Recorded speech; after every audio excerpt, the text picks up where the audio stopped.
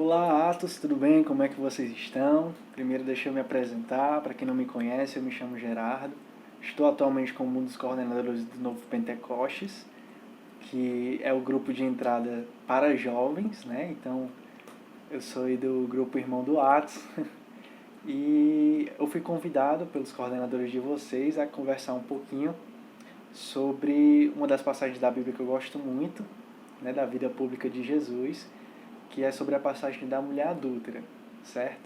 Então, assim, para a gente começar um pouco a nossa conversa, ser mais uma partilha, né, e que seja interessante para vocês, eu vou primeiro mostrar o contexto do que está acontecendo na passagem, para depois a gente discutir um pouco sobre o que é que aconteceu e os ensinamentos que dá para a gente tirar dela, certo? Então, de primeiro, eu vou ler um pouquinho do Antigo Testamento para vocês, para que vocês possam entender um pouco de como funcionavam as leis de Deus naquela época e por que é que Jesus se meteu ali meio que contra a parede, né? Pode-se falar assim. Então vamos lá. A nossa primeira passagem que a gente vai ler hoje não é a passagem em questão da formação, mas vai ser para dar um contexto para vocês. Vai ser em Levítico 20, versículo 10, tá? Eu vou abrir aqui na Bíblia para que a gente possa conversar. Pronto, já está aqui marcadinho. E essa passagem ela vai falar um pouco sobre as leis que Deus foi falando para Moisés para que nós seguíssemos. Né? E vocês vão perceber que eram leis muito rígidas, leis assim que hoje em dia muita gente poderia chamar de radical, mas era como as coisas funcionavam naquela época. Né? Nós sabemos que até a morte de Jesus, o céu não estava mais aberto para nós por causa do erro de Adão e Eva, né? Então, assim, Deus era muito rigoroso com o seu povo. Ele pedia de verdade para que as pessoas seguissem a Ele, os ensinamentos dele, e quem fosse contra isso sofreria algumas consequências. Né? Aqui em Levítico 20, são as leis penais. O versículo 10, em específico, que eu vou ler para vocês, vai falar sobre as leis que os escribas e os fariseus falam para Jesus, né, para que está sendo acusada a mulher. É assim: se um homem cometer adultério com uma mulher casada, com a mulher de seu próximo, o homem e a mulher adúltera serão punidos de morte. Certo? Isso aqui é quando Deus estava falando para Moisés. Tem muitos mais outros ensinamentos que Deus vai falando para Moisés, mas esse é o em questão. Aí a gente pula já para o Novo Testamento, para a vida pública de Jesus, em João 8, do versículo 1 ao 11, tá bom? Eu vou ler para vocês, para que aí a gente possa começar a discutir. A mulher adúltera. Dirigiu-se Jesus para o Monte das Oliveiras. Ao romper da manhã, voltou ao templo e todo o povo veio a ele. Assentou-se e começou a ensinar. Então, pequena pausa, já vendo que Jesus tinha começado sua vida pública, começou a disseminar os seus ensinamentos, já mostrando os ensinamentos da nova aliança, né? E as pessoas já começavam a formar aglomerações para que pudessem escutar os ensinamentos de Jesus. E quando ele estava pregando, vai acontecer o que vai ser lido aqui. Os escribas e os fariseus trouxeram-lhe uma mulher que fora apanhada em adultério. Puseram-na no meio da multidão e disseram a Jesus: Mestre, agora mesmo esta mulher foi apanhada em adultério. Moisés mandou-nos na lei que apedrejássemos tais mulheres. Que dizes tu a isso? Perguntavam-lhe isso, a fim de pô-lo à prova e poderem acusá-lo. Jesus, porém, se inclinou para a frente e escrevia com o dedo na terra. Como eles insistissem, ergueu-se e disse-lhes: Quem de vós estiver sem pecado, seja o primeiro a lhe atirar uma pedra. Inclinando-se novamente, escrevia na terra. A essas palavras, sentindo-se acusados pela sua própria consciência, eles se foram retirando um por um, até o último, a começar pelos mais idosos, de sorte que Jesus ficou sozinho com a mulher diante dele. Então ele se ergueu e, vendo ali apenas a mulher, perguntou-lhe: Ninguém te condenou? Respondeu ela: Ninguém, Senhor. Disse-lhe então Jesus: Nem eu te condeno. Vai e não tornes a pecar. Bom, essa é a passagem que a gente vai conversar um pouco agora. E vamos lá, o que é que a gente começa a destrinchar sobre isso? Quando Jesus estava pregando no templo, os escribas e os fariseus trouxeram a mulher adúltera. Sim, ela cometeu um pecado, ela estava em adultério, né? Cometendo traição.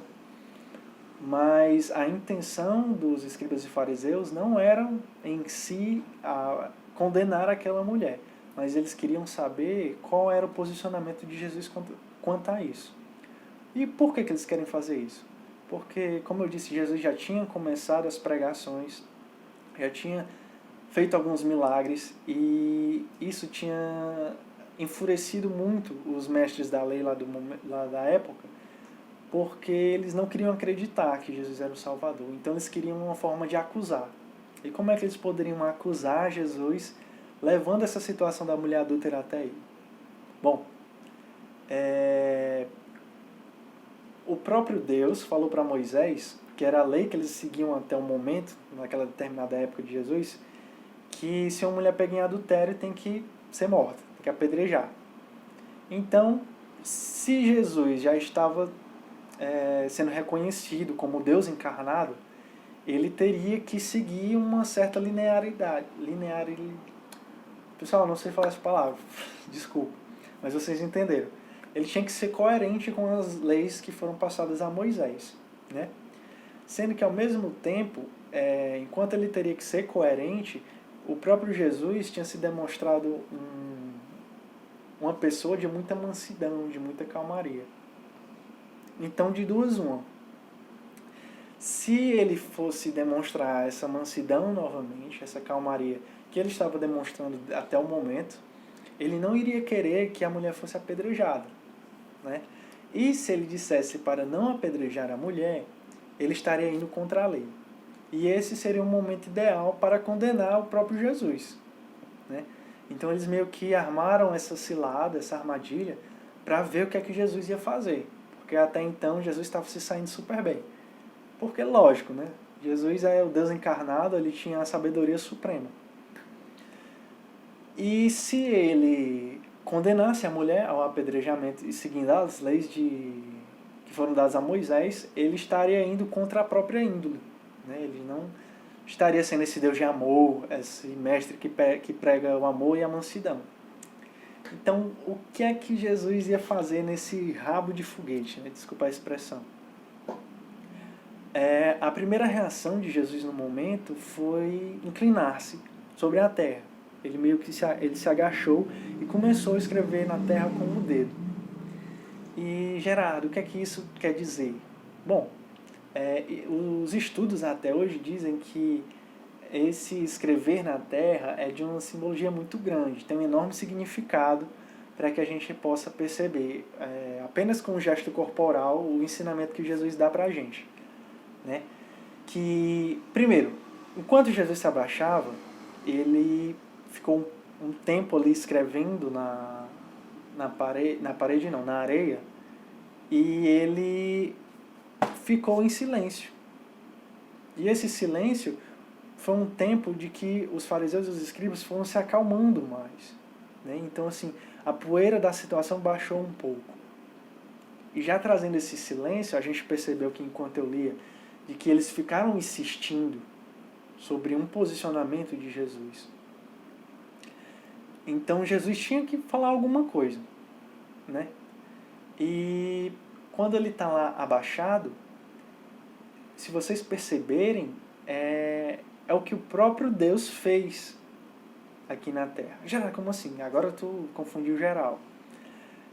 Quando Jesus se abaixa, ele se torna uma pessoa contraída. Ele se torna uma pessoa diminuída, né? E o próprio Deus se fez humano, se diminuindo, né, na sua natureza divina, se fez humano e sentiu dor aqui na terra, passou por tudo. A gente sabe da natureza hipostática de Deus, que é 100% homem e 100% Deus. Ele só não viveu o pecado, né, que o homem vive.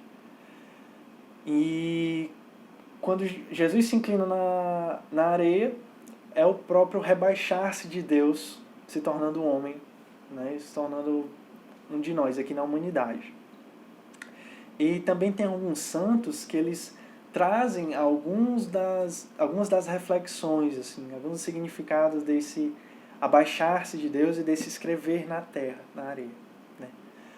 O São Tomás de Aquino, ele fala que no Antigo Testamento as leis de Deus dadas a Moisés foram escritas em pedras, né? Então, essa textura da pedra é uma textura mais dura, uma textura mais densa. E isso simboliza que as leis da época do Antigo Testamento eram leis mais rígidas, mais duras, mais radicais, né, comparado aos tempos de hoje.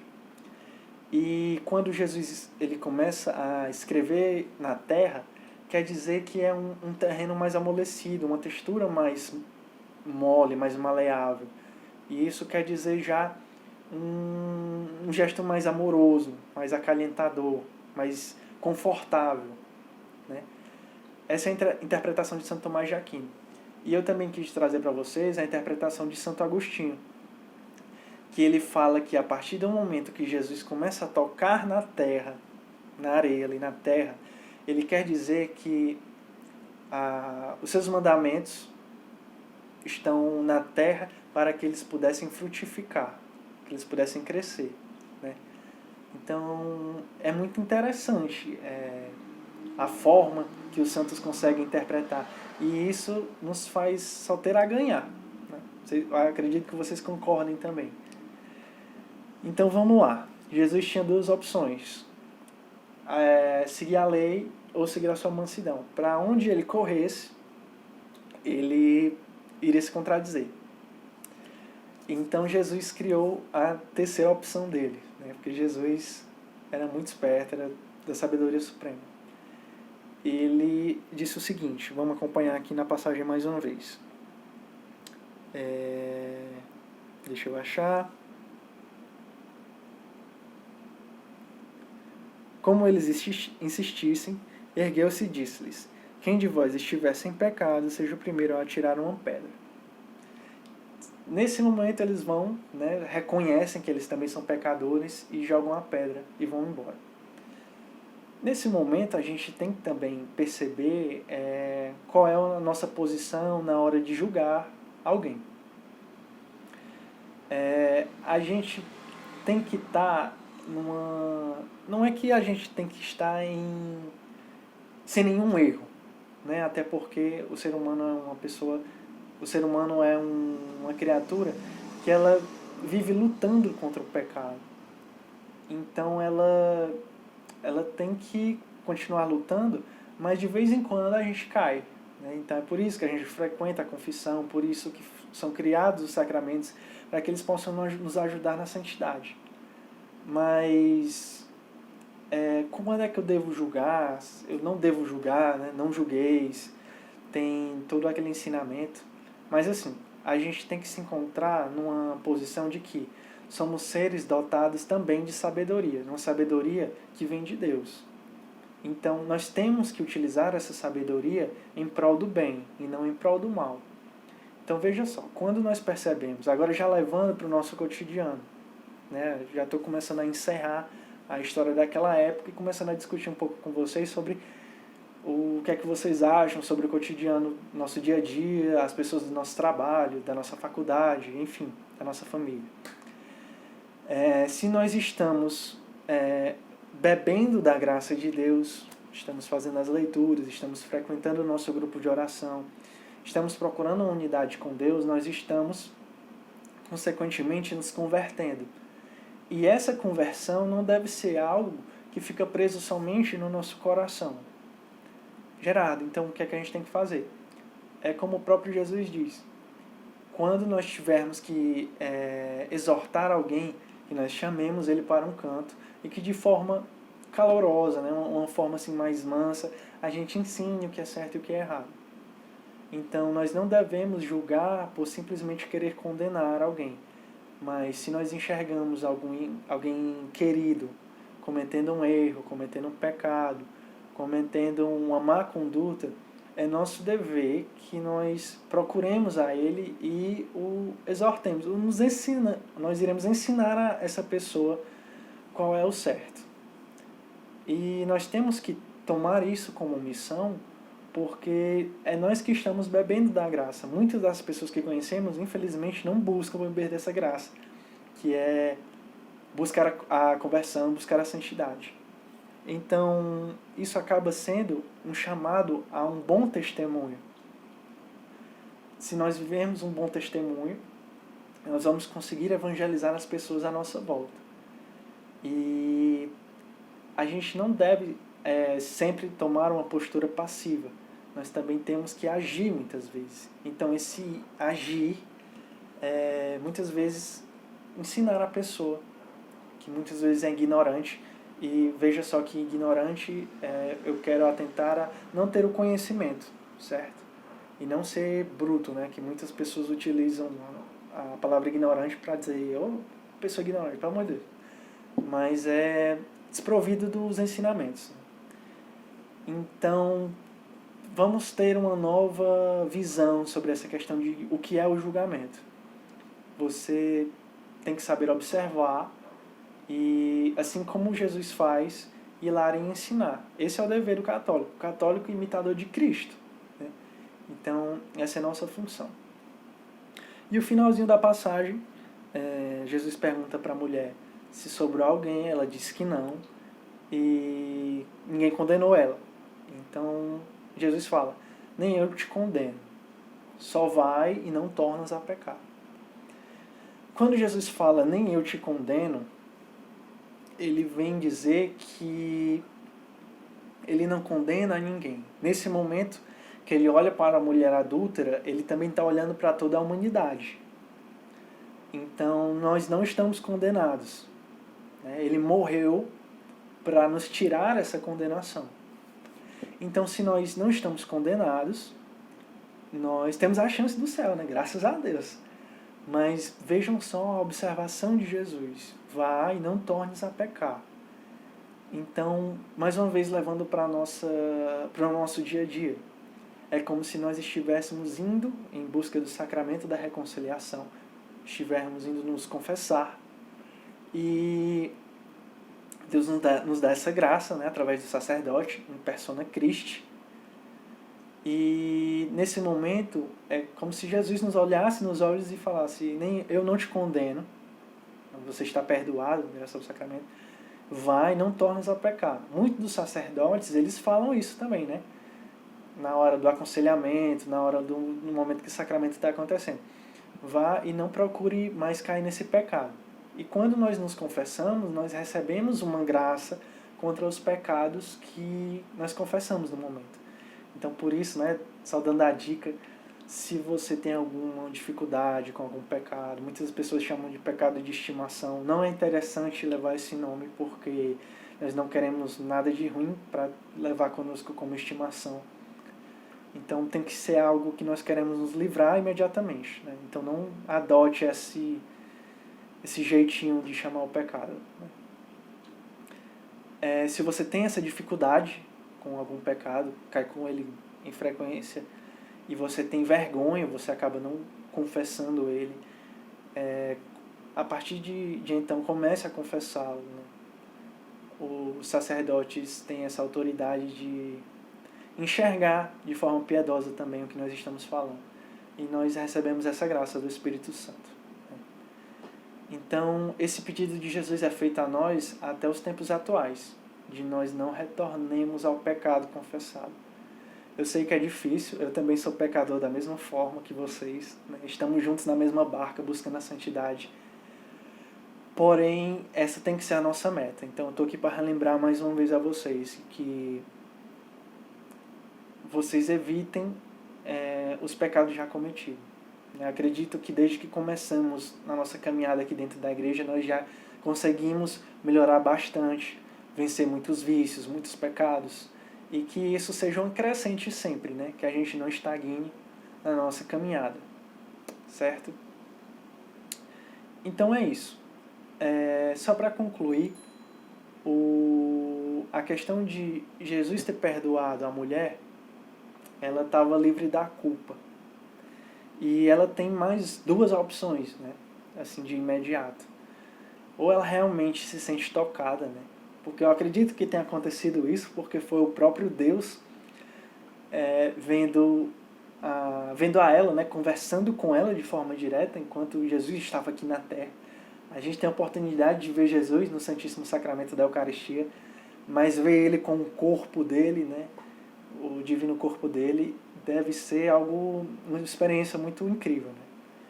Então ela tinha essa opção de realmente não voltar a pecar, de passar por uma verdadeira conversão, ou ela também tem a opção de retornar a uma vida de adultério, né? Que a gente pode pensar que é um pouco de absurdo, mas vale lembrar que o pecado é uma opção nossa. Por mais que nós tenhamos toda a inclinação ao pecado, por mais que o demônio venha nos tentar, nos dê pensamentos negativos, enfim, gatilhos a alguma coisa, a decisão final sempre é nossa. A decisão final é você estar lá pensando e vou cometer isso ou não. E eu espero que sempre seja não.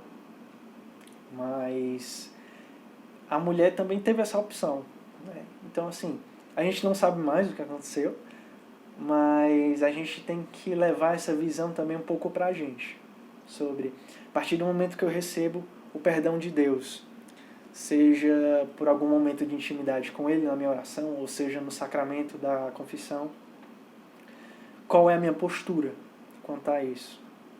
Se eu vou levar essa confissão, esse momento de perdão a sério, né, como uma verdadeira contrição, que até o Papa Francisco está falando muito sobre a verdadeira contrição, principalmente nesses momentos que estamos longe dos sacramentos. Então, se eu vou conseguir viver essa verdadeira contrição, essa reflexão, essa conversão, ou se vai ser só mais um momento que, entre aspas, vai ser descartável. Não sei vocês, mas me abrindo um pouco para vocês, muitas das confissões que eu passei, assim, durante os meus 5 anos de caminhada, eu ia mais para poder comungar, né? Eu ia numa sexta-feira, me confessava para poder comungar no domingo, mas às vezes eu não passava por essa contrição perfeita. Eu nem buscava, né, essa contrição. E, assim, alguns dias, algumas semanas depois eu acabava caindo no mesmo pecado. E eu recebia a graça do mesmo jeito, mas eu não sabia aproveitá-la, né? Então, desde já que a gente possa ir sempre buscando esse arrependimento de verdade. Que nós tenhamos o temor a Deus de uma forma não de ter medo do inferno, enfim, aquela história que a gente já conhece, mas que a gente possa ter o temor a Deus de não querer machucá-lo, que a gente não agrida a Ele, porque o próprio Jesus nos pede de forma mansa. Ele nos perdoa e só pede, filho, não tornes a pecar. Então a gente tem que devolver essa mansidão através da obediência, certo? Então, eu acredito que seja mais isso a nossa conversa. Não vou me estender muito, para não ficar maçante, mas contem comigo para qualquer coisa. Contem com seus coordenadores também. Eles são pessoas maravilhosas, todos são meus amigos. E estamos juntos, né? Ajudem seus coordenadores também, porque eles também precisam da ajuda de vocês. E rezem sempre por nós e rezem por si. É muito importante. Cuidemos uns dos outros. Somos convidados a isso, certo?